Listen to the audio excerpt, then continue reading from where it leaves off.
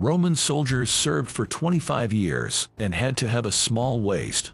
Rome's legions were of its mighty empire. These soldiers were highly trained. Recruits underwent a 4-month trial period. Only the toughest made it through to become legionaries.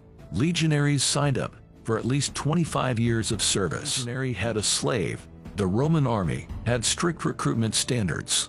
Only the strongest, fittest men were considered for service. Recruits needed to be at least 5 feet 7 inches tall. Good eyesight, broad shoulders, and a thin waist were musts. The army prioritized rural recruits over city dwellers. Farm boys were viewed as hardier and more disciplined. There were 2 main types of soldiers: legionaries and auxiliaries. To become a legionary, one had to be a Roman citizen over 17. The weak and short were rejected. Legionaries signed up for at least 25 years of service. Retirement came with a gift of farmland. Auxiliaries were non-citizens who earned less than legion. The Roman army was divided into groups called legions. Legion contained 4,000 to 6,000 soldiers. Together these forces conquered much of the ancient world. Roman soldiers were famously disciplined. They could march 20 miles a day in full armor. Disobedience was met with punishment. Soldiers caught sleeping on duty faced execution. Whipping and decimation were common disciplinary tools. Entire units could be punished for the mistakes of a few. This iron discipline was a point of pride for the legions. Obedience and loyalty were essential for the army's success.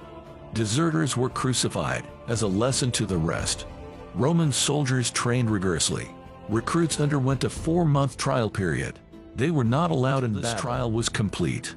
The training focused on 5 essential skills: marching, swimming, combat, missile, and cavalry training. Marched for miles, carrying heavy loads.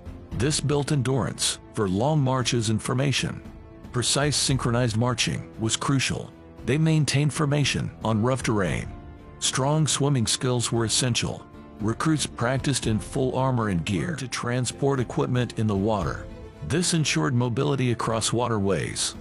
Soldiers drilled with swords, spears, and shields. They sparred for hours on end. Mastering defensive formations was a priority.